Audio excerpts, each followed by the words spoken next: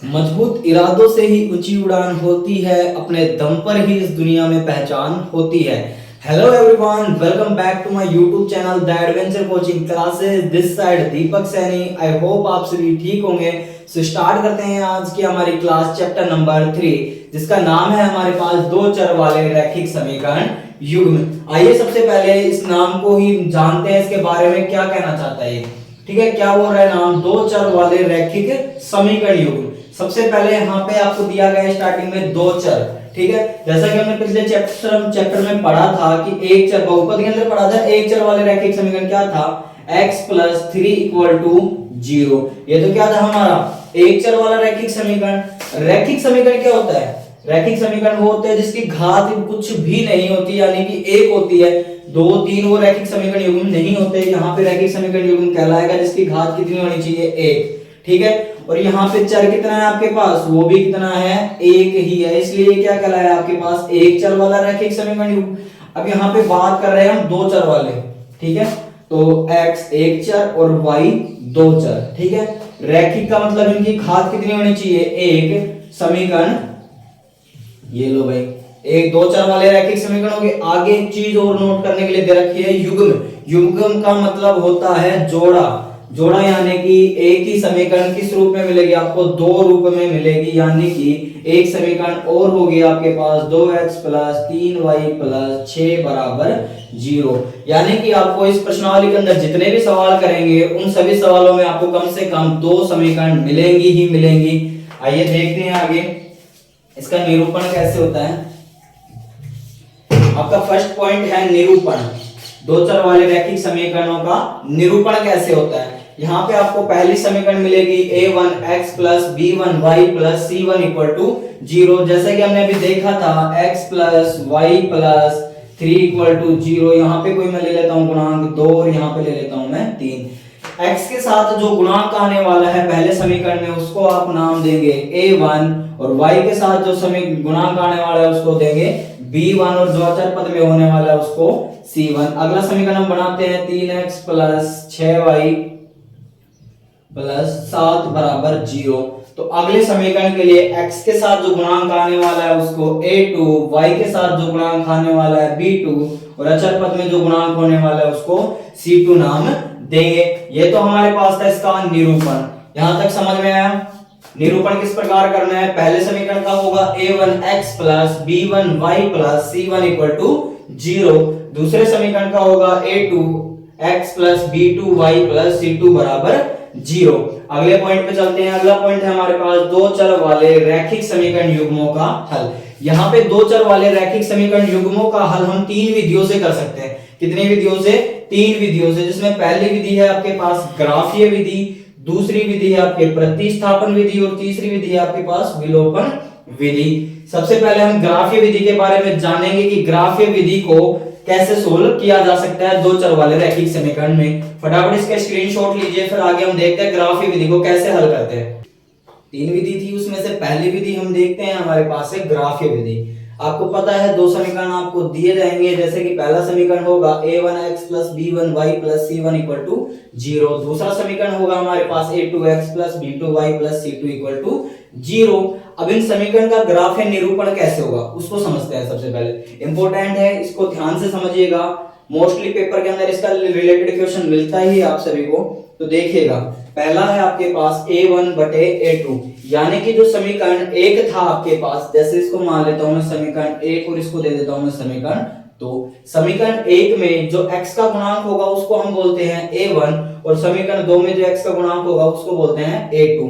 समीकरण एक में x का गुणांक a1 और समीकरण 2 में x का गुणांक a2, अगर दोनों को हम अनुपात में रखते हैं और y के जो गुणांक है b1/b2 उसको जब अनुपात में रखते हैं, अगर उनका मान समान नहीं आता है तो उनका ग्राफीय निरूपण क्या होगा? रेखाएं क्या करेंगी? एक दूसरे को प्रतिच्छेद करेंगी और हल कितना निकलेगा? 1। आइए समझते हैं इसको।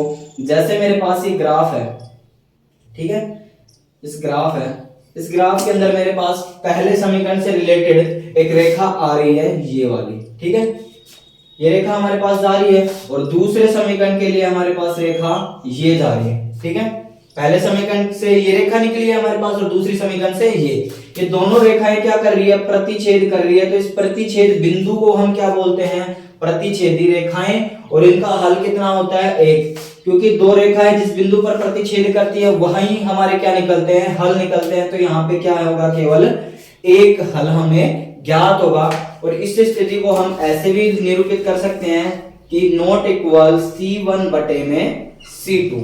आई बात समझ में, यानी कि A1 अनुपात A2 नॉट इक्वल यानी कि बराबर नहीं होगा B1 अनुपात B2 के, बराबर नहीं होगा C1 अनुपात C2 के। तो रेखाएं क्या करेंगी, प्रतिच्छेद करेंगी। रेखाएं क्या करेंगी, प्रतिच्छेदित करेंगी रेखाएं। और हल कितना निकलेगा, केवल एक हल निकलेगा। दूसरा है, अगर A1 का अनुपात होगा A2 बराबर होगा B1 अनुपात B2 के और बराबर होगा C1 अनुपात C2 के। दोबारा समझिए, A1 का अनुपात A2 के बराबर होगा B1 का अनुपात B2 के, बराबर होगा C1 का अनुपात C2 के। तो रेखाएं क्या होंगी, रेखाएं होंगी समपाती। समपाती रेखाएं होंगी। हल कितने निकलेंगे, अनेक हल निकलेंगे। समपाती रेखाओं का मतलब होता है रेखाएं एक दूसरे के ऊपर क्या होंगी, स्थित होंगी। देखिए कैसे, मेरे पास ये कोई रेखा जा रही है समीकरण 1 की, समीकरण 1 की मेरे पास ग्राफ के अंदर रेखा है और समपाती का मतलब है तो दूसरी रेखा भी क्या होगी, इसी के ऊपर से क्या करेगी, स्थित होगी इसी के ऊपर। यानी कि जो दोनों रेखाएं होंगी एक दूसरे के ऊपर विलोपित होंगी, यानी कि समपाती होंगी, स्थित रहेंगी। तो हल कितने निकलेंगे, अनेक हल। तो इस रेखा के ऊपर जितने भी बिंदु आने वाले हैं दोनों समीकरणों के लिए वो बिंदु क्या करेंगे, संतुष्ट करेंगे। तो प्रत्येक बिंदु पे हल निकलेगा, यानी कि अनेक हल निकलेंगे। तीसरा पॉइंट है आपका A1 अनुपात A2 बराबर होगा B1 अनुपात B2 के और बराबर नहीं होगा C1 अनुपात C2 के। इस स्थिति के अंदर क्या होंगी, रेखाएं समांतर रेखाएं होंगी और कोई हल नहीं निकलेगा। समांतर रेखाएं यानी कि ऐसी दो रेखाएं जिनकी स्थिति प्रत्येक बिंदु पर क्या रहे, समान। यानी कि जहां पे जो गैप था वो आगे भी जैसे जैसे रेखाएं बढ़ती जाएंगी तो वो गैप बिल्कुल समान रहेगा। ऐसी रेखाएं क्या कहलाती है, समांतर रेखाएं। दोबारा समझिए, ऐसी दो रेखाएं जिनका प्रत्येक बिंदु पर समान अंतर रहे क्या कहलाते हैं, समांतर रेखाएं। अब समांतर रेखाएं हैं तो आपको पता है दोनों तरफ चाहे तो लेफ्ट साइड बना लो चाहे राइट साइड इनको बढ़ाओ, ये आपस में कभी प्रतिच्छेद नहीं करेंगी। तो आपको पता है अगर ये दोनों रेखाएं प्रतिच्छेद नहीं करेंगी तो इनका कोई भी हल नहीं निकलेगा, कोई हल नहीं निकलेगा। यहां तक आपको समझ में आया। एक चीज और देखिएगा, अगर रेखाएं प्रतिच्छेदित करती हैं और संपाती होती हैं तो ये कैसी रेखाएं होंगी, संगत रेखाएं। कैसी रेखाएं, संगत रेखाएं। नोट कीजिएगा इसको भी, संगत रेखाएं। अगर वैसे याद नहीं होता तो ध्यान दीजिएगा, अगर तीनों क्रॉस कर रहे हैं आपके पास, तीनों अगर बराबर नहीं है, पहला भी बराबर नहीं है दूसरा भी बराबर नहीं है तो रेखाएं कैसी, संगत रेखाएं। अगर तीनों बराबर हैं तो भी क्या, संगत रेखाएं। पर अगर दो बराबर और एक बराबर नहीं है तो रेखाएं कैसी, असंगत रेखाएं। असंगत रेखाएं। एक एग्जांपल लेके देखते हैं किस प्रकार आप हल करेंगे। तो हमारे पास एक एग्जांपल है x + 3y = 0, दूसरा है 2x - 3y = 12 है। ठीक है, समझते हैं इसको। बराबर के दूसरी तरफ लेके जाते हैं सभी अंकों को। तो क्या बनेगा, पहला समीकरण यहां पे कर रहा हूं मैं, देखना x + 3y - 6 = 0 और अगला है हमारे पास 2x - 3y -12 = 0। ठीक है, यहां तक। अब क्या करेंगे, आप एक बॉक्स का निर्माण करेंगे। ठीक है, बॉक्स बनाइए आप यहां पे। उससे पहले हम जानते हैं यहाँ पे रेखाएं कैसी होंगी। तो पहले इसकी A1 की वैल्यू यहाँ पे कुछ नहीं है तो कितनी है, 1 रख लेता हूं मैं। A1 / A2 नॉट B1 बटे में B2 यहाँ पे रख के देखता हूँ। A1 की वैल्यू कुछ नहीं है तो कितनी है, 1 और A2 की वैल्यू कितनी है, 2 बराबर का साइन। B1 की वैल्यू है हमारे पास 3 और B2 की वैल्यू है -3। तो ये दोनों क्या है, नॉट इक्वल। तो क्या हो जाएगा, नॉट इक्वल। इस स्थिति के अंदर पहुंचे तो रेखाएं कैसी होंगी, प्रतिच्छेदी होंगी। रेखाएं कैसी होंगी, प्रतिच्छेदी रेखाएं होंगी तो हल कितने निकलेंगे? एक हल निकलेगा, एक हल निकलेगा। देखते हैं इसको ग्राफ के द्वारा। मैं नीचे का इधर से साफ कर रहा हूं थोड़ा सा। एक हल कैसे निकलेगा? आप क्या करेंगे, इसके दो सबसे पहले दो बॉक्सेस बनाएंगे। मैं यहाँ पे क्रिएट कर देता हूँ वो दो बॉक्सेस। पहला बॉक्स है हमारे पास ये, जिसमें आप क्या करेंगे, तीन लाइन खींचेंगे, 1 2, ठीक है, और एक 3, रहने दो 3, एक ऐसे क्रॉस लाइन, ठीक है। ये हो गई आपकी x और ये हो गया आपका y, ठीक है। x के क्या करेंगे आप, समीकरण जो हमारे पास थी उसके अंदर क्या करेंगे, सबसे पहले समीकरण 1 देखते हैं। समीकरण 1 के लिए बना रहे हैं तो समीकरण 1 हमारे पास है x प्लस 3y माइनस के 6 इक्वल टू 0। ये -6 को उधर लेके चले जाते हैं तो क्या बन जाता है, बराबर में 6, ठीक है। यहाँ पे x की वैल्यू सबसे पहले हम 0 रख के देखेंगे। x की वैल्यू हमने 0 पुट की तो x का मान 0 हुआ तो y के लिए कितना बचा, 3y इक्वल टू 0। तो यहाँ पे 3 किस में है, गुणा में, तो गुणा का मान दूसरी तरफ जाएगा भाग के अंदर, और 6 के अंदर जब 3 का भाग लगेगा तो y के लिए मान कितना आएगा आपके पास, 2 आएगा, ठीक है। इसी प्रकार अब क्या करूं मैं, y बराबर 0 रख के देखेंगे तो y का मान अगर हमने 0 रखा तो y की वैल्यू क्या हो गई, समाप्त हो गई। तो x के लिए मान कितना बच गया आपके पास, 6 बच गया। तो x की वैल्यू कितनी आई आपके पास, 6 आई। अगला समीकरण देखते हैं। अगला समीकरण हमारे पास है 2x माइनस के 3y बराबर में 12। इसके लिए हम ग्राफ बनाते हैं। बॉक्सेस के अंदर 1 लाइन 2 लाइन, ठीक है, और तीसरी लाइन थोड़ी सी टेढ़ी, ठीक है। यहाँ पे x और यहाँ पे y बनाया आपने। सेम काम, x की वैल्यू 0 पुट की आपने, x की वैल्यू 0 रखते ही ये पद आपके पास समाप्त हो गया है। अब क्या बच रहा है, माइनस के 3y, माइनस के 3y दूसरी टाइप डिवाइड के अंदर गए तो 3 चौक 12, 3 चौक 12 और माइनस है तो माइनस भी आ जाएगा, ठीक है। माइनस के 3y का डिवाइड जब 12 में किया तो माइनस के 4। अब क्या करेंगे, y की वैल्यू क्या रखेंगे, 0, तो y का पद क्या हो गया, समाप्त। तो कितना दिख रहा है, 2y दिख रहा है। 2y के अंदर 2 का डिवाइड 12 के अंदर किया तो कितना पुट हुआ हमारे पास, 6 प्राप्त हुआ। हमारे पास दोनों समीकरण के अंदर वैल्यूज मिल गई हमें, तो हम क्या करेंगे, एक ग्राफ की रचना करेंगे। देखिए छोटा सा ग्राफ बना रहा हूं मैं यहाँ पे, ठीक है। ये हमारा x अक्ष, ये माइनस x प्लस के y और माइनस के y। यहाँ पे देखो 1 2 3 4 5 6 7, ठीक है। यहाँ पे आप ध्यान रखिएगा कि जब आप x एक्सिस पे नंबर डिनोट कर रहे हो तो सबसे पहले आप x अक्ष की तरफ देखें। वहां पे प्लस के अंदर सबसे बड़ी वैल्यू कितनी मिल रही है आपको, यहाँ पे 6 और यहाँ पे भी 6 है, मतलब 6 प्लस x के अंदर आपको सबसे बड़ी वैल्यू मिल रही है 6। तो मैंने 6 से लगभग 7 तक आप क्या करोगे, ग्राफ की रचना करोगे। नेक्स्ट है y के अंदर, देखिए कितनी है, यहाँ पे 2 है और यहाँ पे माइनस के 4 है। तो y के अंदर आप अधिकतम, तो प्लस के अंदर तो अधिकतम कितने तक जाओगे, 2, यानी कि एक ज्यादा ले लेते हैं 3 तक। और इधर भी माइनस के 1 माइनस के 2 और माइनस के 3 इधर चाहिए नहीं अपने को। और माइनस के x एक्सिस में जाओगे आप माइनस के 4 तक, तो ले लीजिए माइनस के 1 माइनस के 2 माइनस के 3 माइनस के 4, ठीक है। इतनी बात। तो पहला युग्म कैसे तैयार करोगे, आते हैं पहले समीकरण वाले पे।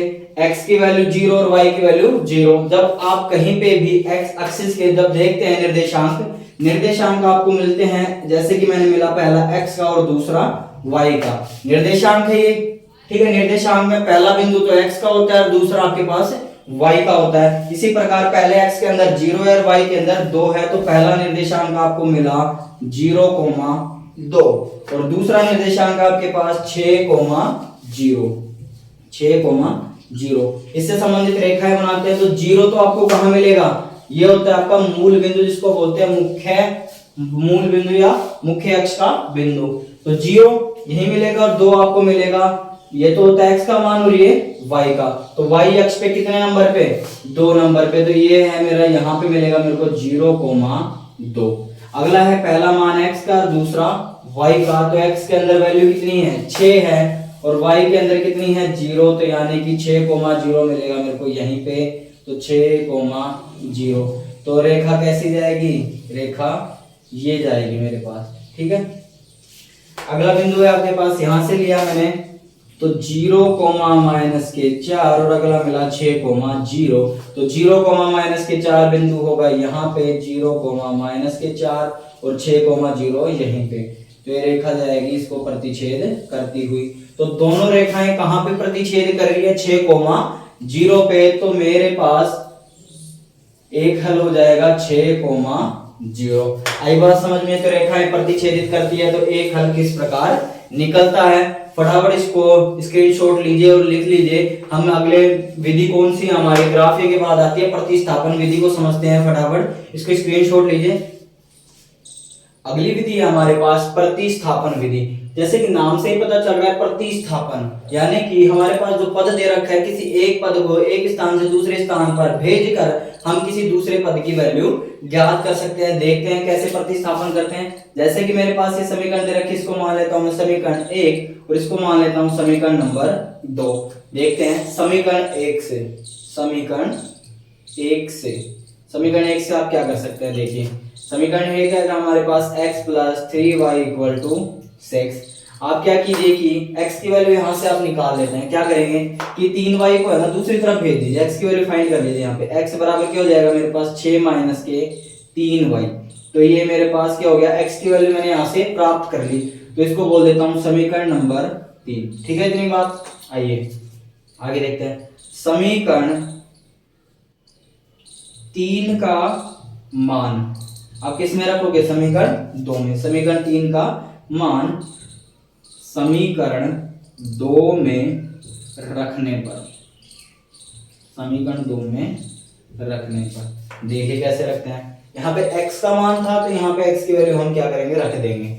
तो जैसे 2 को ब्रैकेट के अंदर रखेंगे, x का मान कितना है हमारे पास 6 - के 3y। ठीक है। आगे हमारे पास -3y बराबर में 12। ठीक है इतनी बात। बाहर 2 है, अंदर कोई संख्या रखी हुई तो मल्टीप्लाई करना पड़ेगा। 2 को अंदर 6 से किया 6 दूनी 12, माइनस है 2 को 3 से किया 2 तिया 6y। आगे है माइनस के 3y बराबर में 12। ठीक है। अब क्या करें, y को जोड़ दें और ये जो प्लस के बाहर है, मतलब ये कह रहा हूं y के पद एक तरफ रख लो और बिना y के पद आप एक तरफ लेके चले जाओ।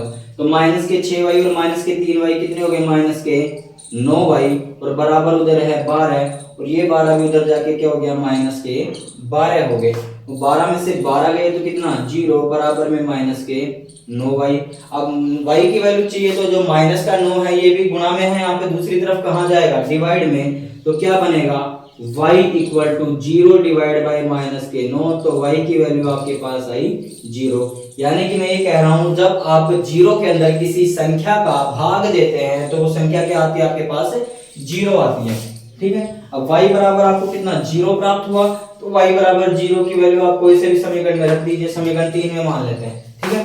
तो आप क्या कीजिए, y बराबर 0 समीकरण 3 में रखने पर, समीकरण 3 में रखने पर, समीकरण 3 में रख दी। समीकरण 3 है हमारे पास x बराबर 6 - के 3y, y की वैल्यू हमारे पास 0। ठीक है। निकालते हैं x बराबर में 6 ऐसे कैसे, 0 को -3 से मल्टीप्लाई किया 0। तो x की वैल्यू हमें कितनी प्राप्त हुई, 6। कितनी प्राप्त हुई, 6। तो हमारे पास जो निर्देशांक था वो कितना प्राप्त हुआ, x, y निर्देशांक होता है। तो x की वैल्यू आपको कितनी मिली, 6 और y की वैल्यू मिली 0। ठीक है इतनी बात। जैसे कि हमने अभी किस पे देखा था, ग्राफीय विधि में। तो पहला मान तो 6, जहां पे दोनों ग्राफीय विधि प्रतिच्छेद कर रही थी, यहाँ पे निकाला था शायद, यहाँ पे प्रतिच्छेद कर रही थी तो पहला मान तो था 6 और दूसरा कितना था 0। मतलब 6, 0 बिंदु पर प्रतिच्छेद कर रही थी। तो यहाँ पे भी क्या उत्तर आया आपके पास 6, 0। ठीक है। प्रतिस्थापन विधि दोबारा देखते हैं। प्रतिस्थापन नाम से जैसे पता चल रहा है कि एक पद का स्थान परिवर्तित करके आप दूसरे पद का क्या निकाल सकते हैं, मान। तो मैंने यहाँ पे x की वैल्यू निकालना सही समझा, तो मैंने समीकरण 1 से x की वैल्यू निकाली। तो 3y को मैंने बराबर के दूसरी तरफ भेजा, तो 6 - के 3y, जहां से मेरे को क्या प्राप्त हुआ, समीकरण 3। अब इस समीकरण 3 का मान मैंने समीकरण 2 में रखा, जिससे मेरे को क्या प्राप्त हुआ, y की वैल्यू 0 प्राप्त हुई। अब y बराबर 0 मैंने वापस समीकरण 3 में रख दिया तो यहाँ से x की वैल्यू कितनी प्राप्त हुई 6। समीकरण निर्देशांक 6,0। फटाफट इसका स्क्रीनशॉट लीजिए, फिर देखते हैं हमारी लास्ट विधि जो कि क्या है विलोपन विधि, उसको समझते हैं। अगली तीसरी विधि हमारे पास विलोपन। नाम क्या है इसका विलोपन। विलोपन से समझ में आता है किसी एक पद का क्या करेंगे हम यहाँ से विलोप करेंगे, जिससे हमें दूसरे पद का क्या मिलेगा मान प्राप्त होगा। क्या ये देखते हैं। पहली समीकरण ये हो जाएगी हमारी समीकरण 1 और ये हो गया हमारे पास समीकरण नंबर 2। तो देखते हैं समीकरण 1 में से 2 समीकरण 2 घटाने पर, क्योंकि यहाँ पे क्या करना है हमें विलोप करना है। विलोप का मतलब क्या है, आप घटाने पे ही उसको क्या कर सकते हैं नष्ट कर सकते हैं, यानी कि एक पद का क्या करना पड़ेगा यहाँ पे आपको विलोप करना पड़ेगा। ठीक है, तो समीकरण 1 है मेरे पास x प्लस 3y बराबर के 6 है। तो एक चीज नोटिस की है यहाँ पे आप कि मेरे को एक पद विलोप करना है, तो विलोप करने के लिए आप क्या करेंगे दोनों समीकरण को ऐसे रखेंगे माइनस के 3y बराबर में 12। ये विधि आपको ज्ञात नहीं है तो देखिएगा ध्यान से, नोटिस कीजिएगा। विलोप करने की ये विधि है। विलोप में यहाँ से क्या करते हैं एक पद हम यहाँ से नष्ट करते हैं। ठीक है, तो यहाँ पे क्या करते हैं किसी एक पद को समान करके उसको घटा देते हैं आपस में से। मेरे को यहाँ पे क्या करना है इन दोनों समीकरण में से पद घटाने, जिससे कि एक पद का क्या होगा यहाँ पे विलोप होगा। घटाने के लिए मेरे को एक पद क्या चाहिए समान होना चाहिए। तो यहाँ पे ये तो x है 2x है, तो ये बिल्कुल भी समान नहीं है। यहाँ पे ये 3 है, यहाँ पे भी 3 है। तो अब आप सोच रहे होंगे अधिकतर कि सर यहाँ पे भी 3 है, यहाँ पे भी 3 है, तो हम इस पद का विलोप कर सकते हैं। तो नोटिस कीजिएगा यहाँ पे प्लस का है और यहाँ पे माइनस का है। जब मैं इस माइनस को इस माइनस से मल्टीप्लाई करूंगा तो ये भी क्या बन जाएगा प्लस का। और आपको ज्ञात है कि प्लस और प्लस क्या होते हैं आपस में जुड़ते हैं, यानी कि ये पद आपस में जुड़ेंगे, तो इसको आप नहीं विलोप कर सकते। तो हमारे पास अगला कार्य क्या बचा, तो अब क्या करें। तो पद समान करने के लिए आप क्या करें, इसको भी क्या बना लें 2 बना लीजिए। इसको भी क्या बना लीजिए आप 2 बना लीजिए। कैसे बनाएंगे तो देखिए, ठीक है बनाएंगे कैसे। तो यहां पे लिखेंगे आप समीकरण 1 को 2 से गुणा करने पर आपने गुणा किया, ये लो 2 को गुणा कर दिया किससे समीकरण 1 x प्लस 3y बराबर में 6 से। तो क्या प्राप्त हुआ 2 को x से किया कितना 2x प्लस 3y बराबर में 3y नहीं 2 को 3 से किया 6y और 6 को 2 से किया तो 12। ये हो गई हमारे पास समीकरण नंबर आपकी 3। अब क्या करेंगे समीकरण, इसको मैं यहाँ से हटा देता हूँ, ये बन गई हमारे पास समीकरण नंबर 3। तो अब समीकरण 3 में से समीकरण 2 को क्या करेंगे हम घटाएंगे। तो देखिएगा समीकरण 3 माइनस में समीकरण नंबर 2। ठीक है, इतनी बात। समीकरण 3 है आपके पास 2x प्लस के 6y बराबर में 12 घटानी है आपको समीकरण नंबर 2 जो 2x माइनस के 3y बराबर में 12। अब देखिए घटाने का माइनस है, माइनस को इस प्लस वाले से मल्टीप्लाई करूंगा तो माइनस, तो ये प्लस का तो ये क्या हो गए कट गए, यानी कि ये प्लस ये माइनस घट गए। अब देखिएगा माइनस है, माइनस को माइनस से किया तो ये क्या बन गया आपके लिए प्लस। तो प्लस के 6y और प्लस के 3y कितने हो गए, प्लस के 9y आपके हो गए। ये माइनस का है, ये प्लस का है, तो इस माइनस को इस प्लस से मल्टीप्लाई किया तो ये भी क्या बन गया माइनस, और ऊपर है प्लस के 12 नीचे है माइनस के 12, तो ये भी क्या हो गए कट गए या घट गए, कितना है 0। तो y की वैल्यू यहाँ से कितनी, जो 9 मल्टीप्लाई का है कहाँ जाएगा डिवाइड में, तो ये कितनी प्राप्त होगी 0। तो y बराबर कितना प्राप्त हुआ आपको 0। अब y बराबर सेम हो गई, y बराबर 0 किसमें, कोई से भी समीकरण में रख दो, समीकरण 1 में रखने पर, समीकरण 1 में रखने पर, समीकरण 1 में हमने पुट की y बराबर 0, तो क्या बना x प्लस 3y की वैल्यू आपके पास 0 बराबर में 6। अब 0 को जब 3 से मल्टीप्लाई करेंगे तो कितना 0 प्राप्त होगा।